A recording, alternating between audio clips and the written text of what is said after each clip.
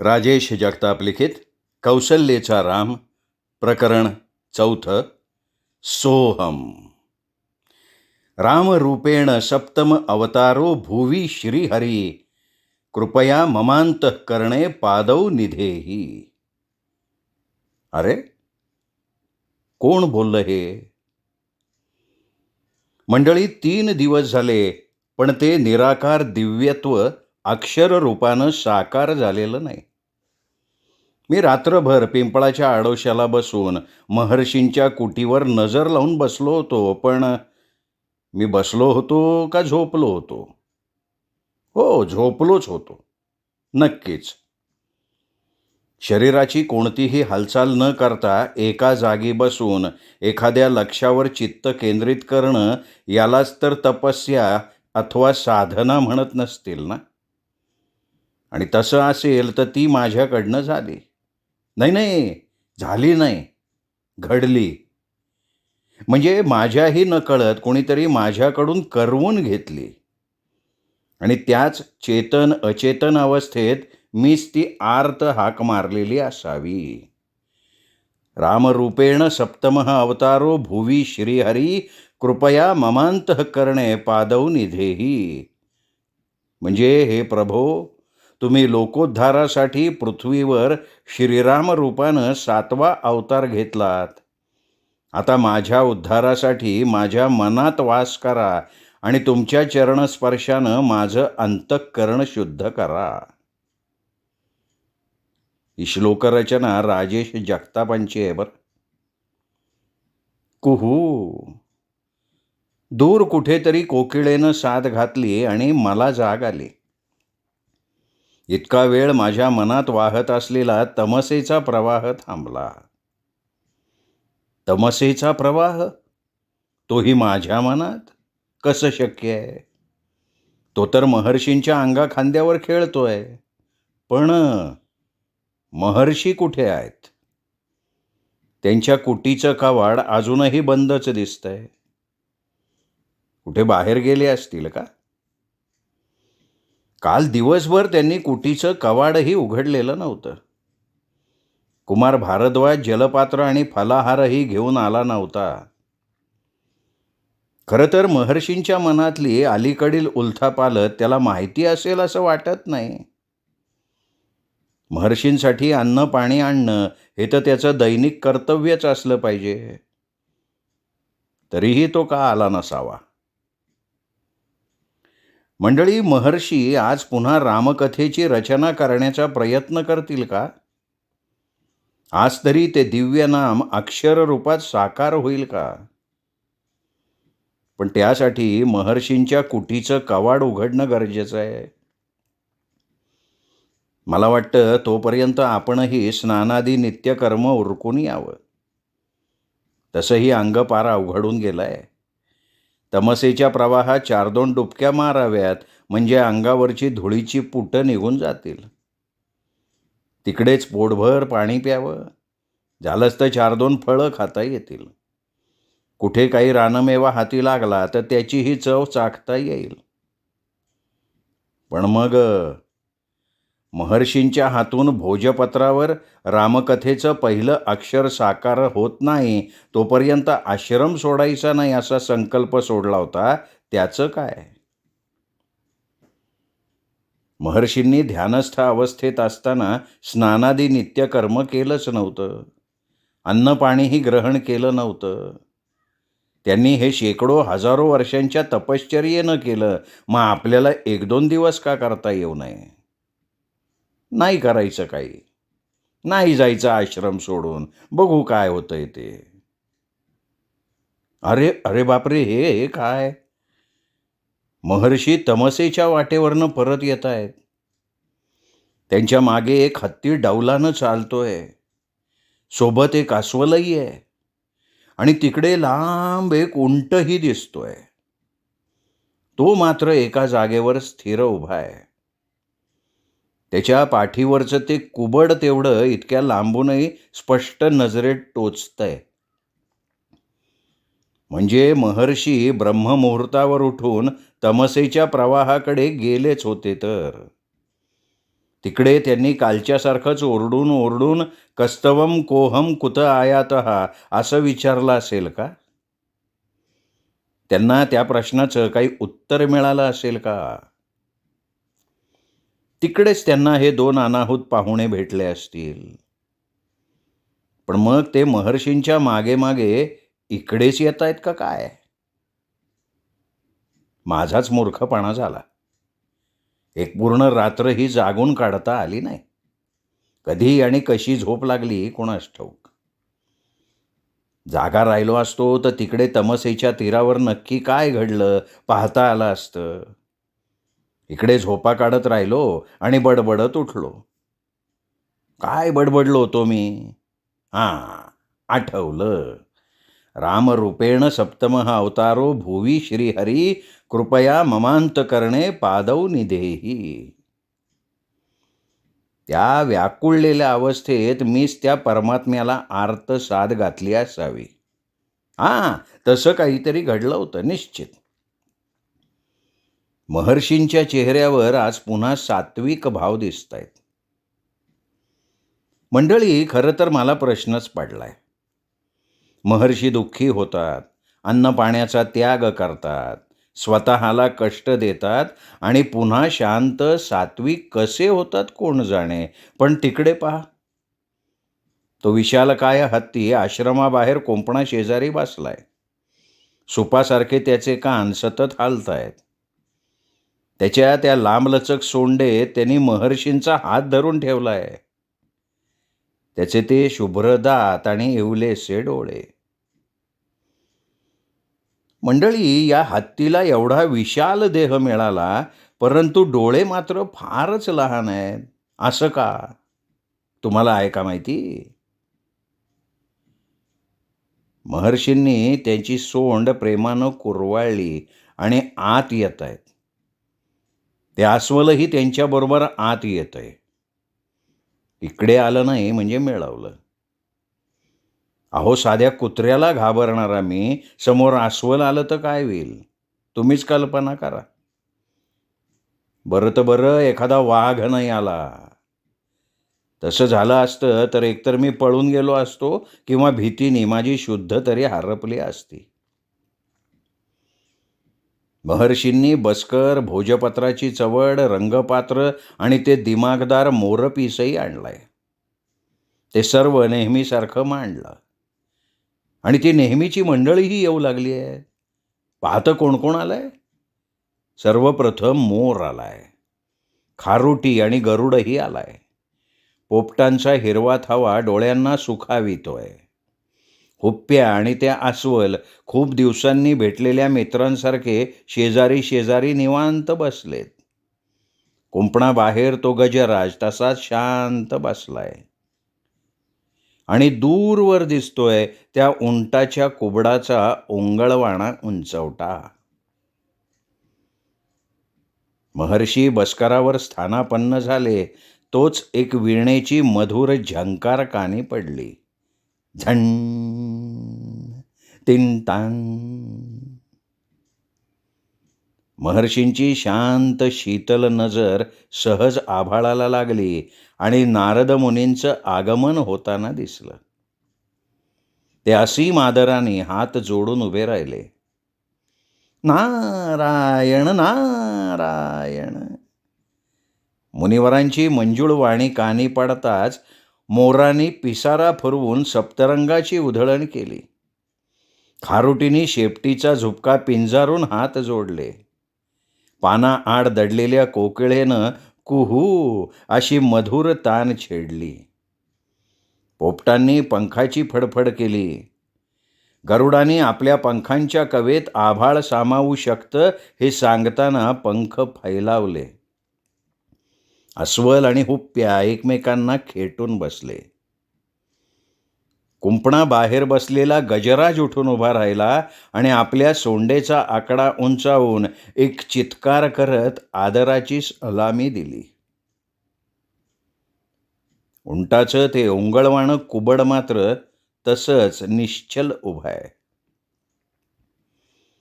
नारद मुनींचे पाय धरणीला लागले. त्यांची वीणा पुन्हा झंकारली. नारायण नारायण. मुनिवरांनी नकळत सृष्टीच्या सुरुवातीला श्रीहरीचं अस्तित्व होतं आणि अखेरीसही तेच अस्तित्व असेल याची आठवण करून दिली. महर्षींनी हात जोडून आदराने वंदन केलं आणि त्यांना येण्याचं प्रयोजन विचारलं. त्यावर मुनिवर हसून म्हणाले, महर्षी, मी आपणास रामकथेचं निवेदन केलं. परमपित्याने भूत, वर्तमान आणि भविष्याचा आढावा घेण्यासाठी दिव्य दृष्टी दिली. नारायण. आणि असं असतानाही तुमच्या भोजपत्राच्या हृदयपटलावर एकही अक्षर आकारास येऊ नये. आश्चर्य आहे. नारायण नारायण. महर्षींची नजर भुईला लागली. एक दीर्घ उसासा टाकत ते उत्तरले, मुनिवर, आपला संचार तिन्ही लोकात आहे. आपल्या नारायणी नजरेतून काहीच सुटत नाही. मागील 2 दिवसात माझ्या दृष्टीला जे दिसलं त्यांनी माझं काळीज पिळवटून निघालंय. आणि म्हणून तुम्ही कोहम कोहम असा आक्रोश करत देवाधिदेव महादेवांशी भांडलात. नारायण नारायण. मुनिवर, महर्षी, तुम्ही इथवरच थांबला नाहीत, तर काल मध्यरात्रीच्या सुमाराला पुन्हा कस्तवम कोहम कुत आयातः असं विचारत स्वतःचं अस्तित्व शोधताना तुम्ही महादेवांनाही तुम्ही कोण आणि कुठून आलात असं विचारून कष्ट दिलेत. महर्षी, महादेव भोळे आहेत. त्यांना तुमच्याच काय पण कोणत्याही अस्तित्वाचं काही देणं घेणं नाही. त्यांना कष्ट देऊ नका. मुनिवर आणि महर्षींचा संवाद चालू असताना कुंपणाबाहेर एक हरिण उड्या मारत आलं. क्षणभर रेंगाळलं आणि पुन्हा उड्या मारत गर्दवनात दिसेनासं झालं. मुनिवरांच्या चौकस आणि चाणाक्ष नजरेतून त्याचं येणं आणि जाणं सुटलं नव्हतं. त्यांच्या ओठांवर एक गूढ हसू सहजच साकारलं आणि ते हसून म्हणाले, नारायण नारायण. महर्षी, सभोवत आली पहा आणि सांगा, यापैकी तुम्ही त्या दिव्य दृष्टीने कुणास आणि कसं पाहिलं. नारायण नारायण. महर्षी पुन्हा शांत झाले. त्यांच्या डोळ्यातून भूत, वर्तमान आणि भविष्य पाझरू लागलं आणि मोठ्या कष्टाने ते म्हणाले, मुनिवर, आम्ही देवाधिदेवांना कष्ट देण्याचा घोर अपराध केलाय, पण तो आमच्याकडून नकळत घडला. पण तरीही अपराध तो अपराधच आणि अपराध्याला दंड मिळायलाच हवा. मुनिवर, आम्ही उद्याच पहाटेला महादेवांच्या चरणी आमचं शिरकमल अर्पण करून प्रायश्चित्त घेऊ. यावर मुनिवर पुन्हा हसून म्हणाले, महर्षी, मग तुम्ही परमपित्याला रामकथा रचण्याचं जे वचन दिलंय त्याचं काय. वचनभंग करणं हा सुद्धा अपराधच ठरतो.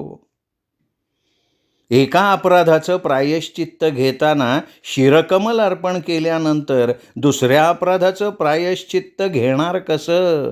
नारायण नारायण. शिवाय तुम्ही स्वतःच सांगितलंय की नकुलः सर्पराजश्च झुणेंते जीवितैषिणौ को जीवेत कश्चमियेत दैवमेव तज्जानाती. मुंगूस आणि नाग एकमेकांशी झुंजतायत.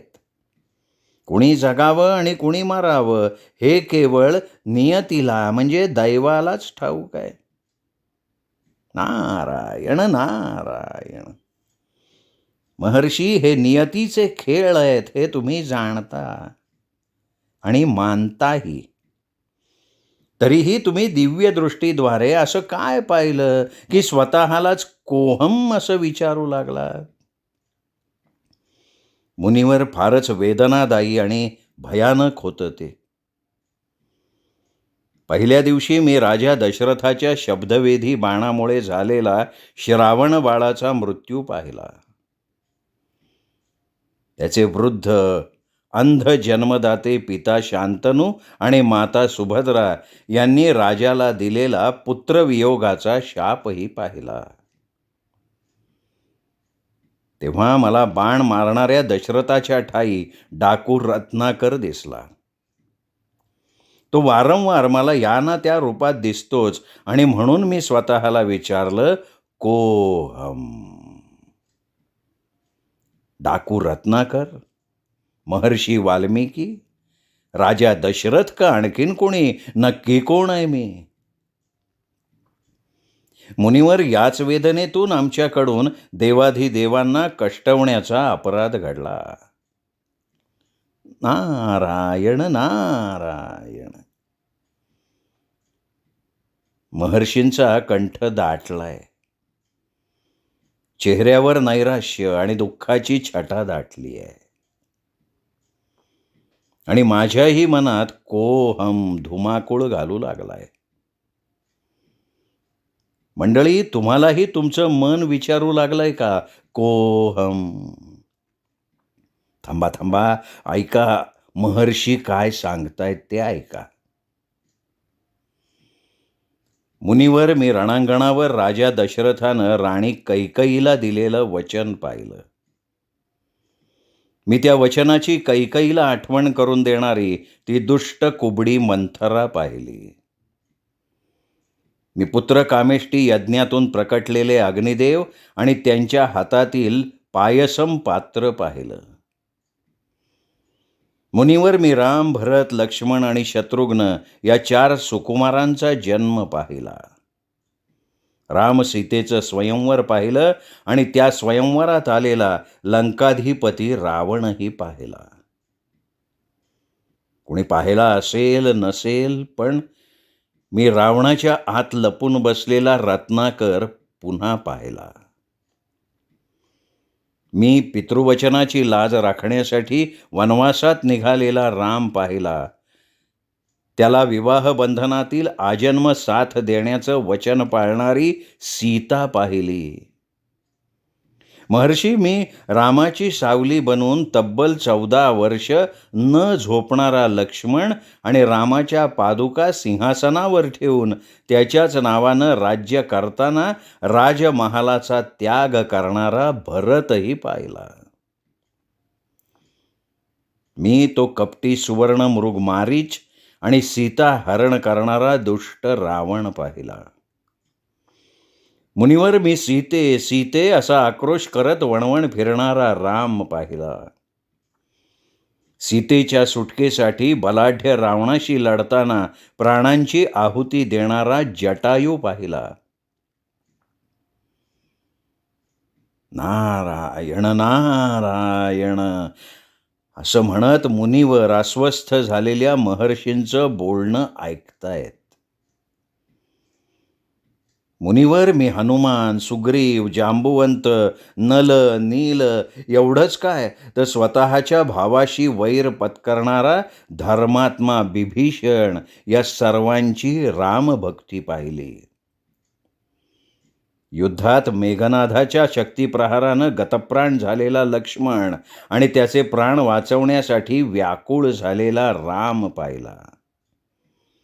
संजीवनी बुटी आणण्यासाठी उड्डाण करणारा आणि तिची ओळख न पटल्यानं अख्खा पर्वतच उचलून आणणारा हनुमानही पाहिला. नारायण नारायण नारायण. मुनिवर, मी लंकेत जाण्यासाठी समुद्र आटवू पाहणारा राम आणि त्यावर सेतू बांधणारे नल नील पाहिले. बलाढ्य वानरसेना रामसेतू साकारत असताना त्यांना मदत करणारी क्षुद्र खारुटीही पाहिली. मुनिवर, मी सूक्ष्म रूपानं सीतेचा शोध घेण्यासाठी लंकेत गेलेला बलाढ्य हनुमान पाहिला आणि रावणाचं गर्वहरण करून लंकाच जाळून टाकणाराही हनुमान पाहिला. मी बलाढ्य रावणाची विशाल राक्षस सेना आणि तिचं नेतृत्व करणारे मेघनाद, कुंभकर्णासारखे वीर योद्धेही पाहिले. मी रणांगणावर धारातीर्थी पडलेला आणि आपला शेवटचा श्वास घेताना रामाची क्षमा मागून वंदन करणारा रावण पाहिला. तेव्हा मला तो रत्नाकरही त्याच्या शेजारी मरून पडलेला दिसला. नारायण नारायण. महर्षी, आता तुमच्या ठायी असलेला रत्नाकराचा अंशही नाश पावला. त्यांनीही रावणाने रामाला केलेलं वंदन पाहिलं असेल. कदाचित त्यानेही रामाला वंदन केलं असेल आणि रामकृपा होऊन त्याला मोक्षप्राप्तीही लाभली असेल. नारायण नारायण. मुनिवर, मी बिभीषणाचा राज्याभिषेक सोहळा पाहिला. मी राम, सीता आणि लक्ष्मण यांचं अयोध्यावासियांनी केलेलं स्वागत पाहिलं. त्या गर्दीत एक अनोळखी चेहरा दिसला. नारायण नारायण. मी रामाचा नेत्रदीपक भव्य दिव्य राज्याभिषेक सोहळा पाहिला. तो अनोळखी चेहरा तिकडेही दिसला होता. मुनिवर, मी सीतेने केलेलं अग्निदिव्य पाहिलं. मी रामाने केलेला सीतेचा त्याग पाहिला. आणि मुनिवर, या दोन्हीही दुःखद प्रसंगी मी तो अनोळखी चेहरा जोरजोरात हसताना पाहिला. नारायण नारायण. मुनिवर, रामाने सीतेचा त्याग केला तेव्हा. पुढचे बोल महर्षींच्या गळ्यातून बाहेर पडलेच नाहीत. ते ढसाढसा रडतायत. मंडळी, महर्षींच्या रडण्याचं काय कारण असावं? काही सांगता येईल का? मला तर नाही सांगता येणार. मी वाट बघतोय. महर्षी स्वतःला सावरून काय बोलतात त्याची. बराच वेळ गेला, पण महर्षींचे अश्रू तमसेच्या अखंड प्रवाहासारखे वाहतातच आहेत. नारद मुनीही काहीसे अस्वस्थ दिसत आहेत. अखेर तसेच रडत रडत महर्षी उद्गारले. मुनिवर, अहो, रामानं त्याग केलेल्या सीतेची पावलं इकडेच या आश्रमाच्या वाटेवर पडलेली बघून मी भ्रमिष्ट झालो आणि ओरडून दिसेल त्याला विचारू लागलो, कस्तवम कोहम कुत आयातः. मी कोण आहे, तू कोण आहेस, आपण सगळे कुठून आलोय?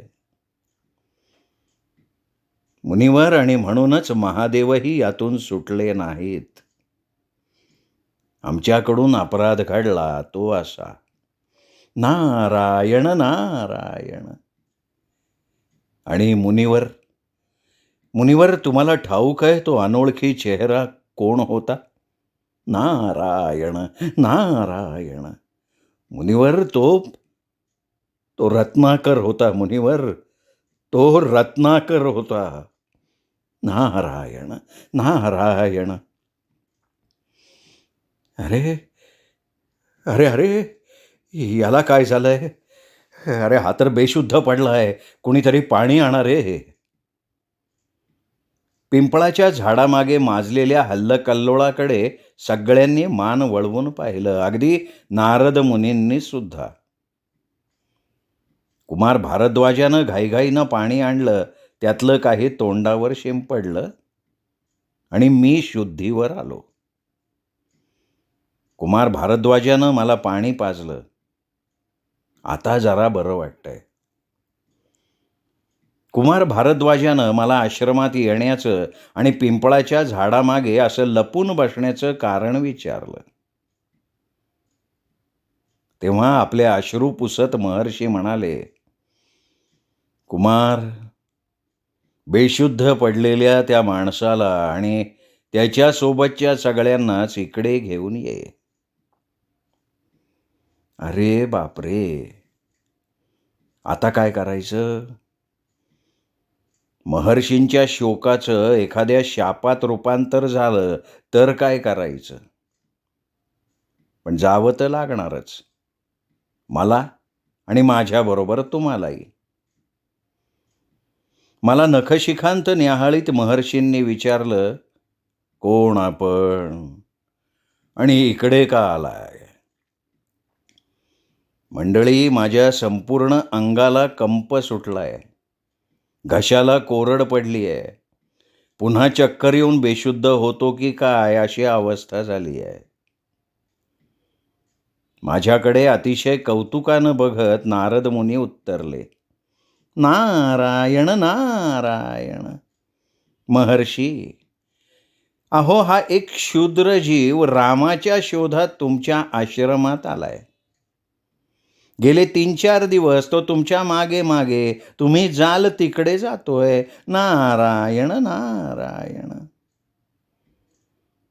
महर्षींना याचं खूपच आश्चर्य वाटलं. पण माझी सुटका करण्यासाठी नारद मुनी पुढे आल्यामुळे माझे पाय स्थिरावले. पण मुनीवर पुढे काय बोलतील काय माहिती.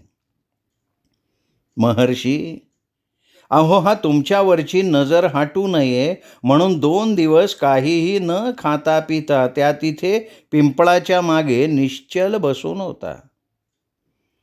आज सकाळी काहीशा अचेतन अवस्थेत हा क्षुद्र जीव काय म्हणाला ठाऊक आहे? नारायण नारायण. अहो हा म्हणाला, रामरूपेण सप्तमः अवतारो भुवी श्रीहरी कृपया ममांतकरणे पादौ निधेही. नारायण नारायण.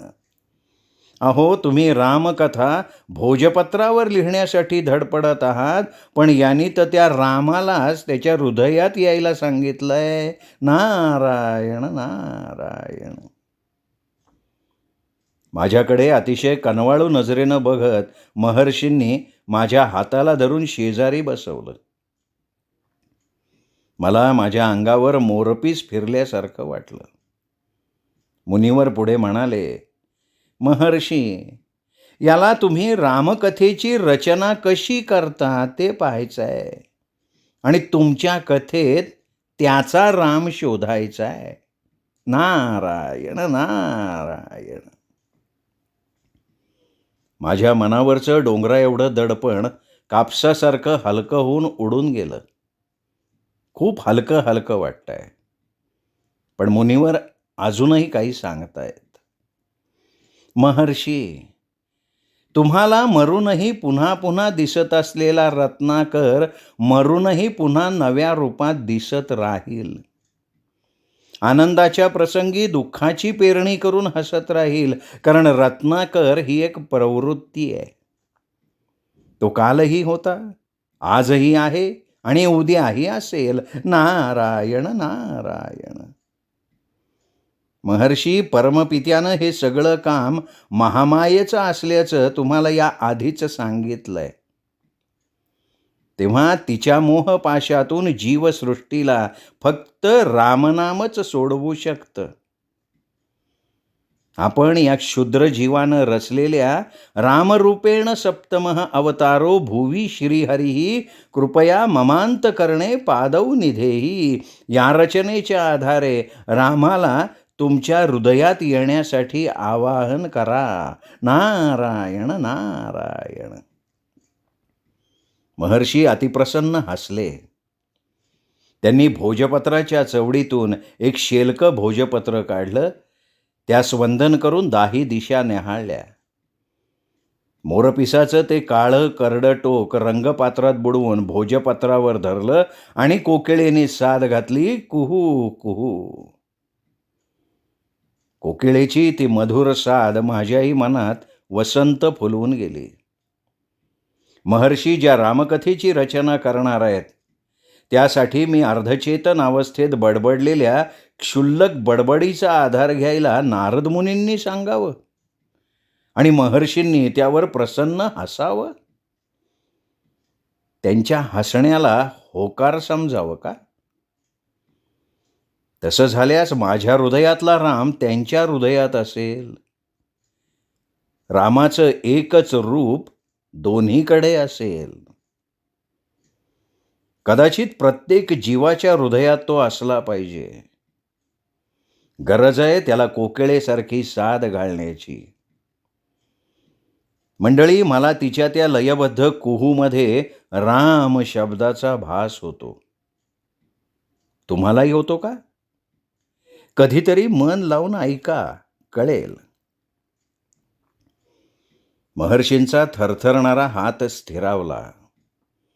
त्यांनी पुन्हा एकदा 10 दिशा न्याहाळल्या. मला फक्त समोरचं भोजपत्र आणि मोरपिसाचं काळं करडं टोक आणि त्याच्या टोकावर रामनामाच्या भेटीसाठी आतुरलेला रंगाचा एक थेंब दिसतोय. माझ्या साऱ्या संवेदना माझ्या नजरेत एकवटल्या आहेत. महर्षींनी डोळे मिटून एक खोलवर श्वास उरात भरला. त्यांनी डोळे उघडले. मोरपिसाचं ते टोक भोजपत्रावर स्थिरावलं आणि माझ्यासह सगळ्यांच्या डोळ्यांना दिसली सुबक अक्षरांच्या मोत्यांची माळ. जले स्थले च काष्ठे च पाषाणे च कणे कणे अहमेव निवसामि तव चित्तेपि सर्वदा. त्वं किमर्थ पृच्छसि कस्तवं कोऽहं कृत आयातः इत्यपि अहमेव स सोऽहं वै यो वसामि तवांतरे. या श्लोकाची रचना श्रीहरी कृपेनं मीच केली आहे. जले स्थले च काष्ठे च पाषाणे च कणे कणे म्हणजे मी पाण्यात, जमिनीवर, लाकडात, दगडात आणि या सृष्टीच्या प्रत्येक कणाकणात व्यापलेला आहे. म्हणजेच ईश्वराचं सर्वव्यापी रूप. अहमेव निवसामि तव चित्तेपि सर्वदा म्हणजे इतकंच नाही तर मी सदैव तुझ्या मनात, अंतःकरणात देखील निवास करतो. त्वं किमर्थ पृच्छसि कस्तं कोऽहं कुत आयातः म्हणजे तू हे का विचारतोयस की तू कोण आहे, मी कोण आहे आणि हे सगळं कुठून आलंय. जेव्हा ईश्वर सर्वत्र आहे तेव्हा हे प्रश्न वेगळे उरत नाहीत. इत्यपि अहमेव स सोऽहं वै यो वसामि तवांतरे. कारणात तुझ्या आत जो वास करतो तो सोऽहं, तो मीच आहे, मीच आहे. म्हणजेच विचारणारा आणि ज्याला शोधलं जातंय ते दोन्ही एकच आहेत. मंडळी, रत्नाकर ही दुष्ट प्रवृत्ती आणि चराचरात वसत असलेला राम ही सद्प्रवृत्ती आहे. तुम्हाला ज्या वाटेवर रत्नाकर भेटला असेल अथवा भेटेल त्याच वाटेवर राम भेटेल. कुणाचा हात धरून पुढे जायचं हे ज्याचं त्याने ठरवायचं आहे. श्रोते हो, हा होता आजचा भाग राजेश जगताप लिखित कौसल्येचा राम या कादंबरीचा. या पुढचा भाग ऐकूयात उद्या दीपक रेगे कथाकथन चॅनलवर. नमस्कार.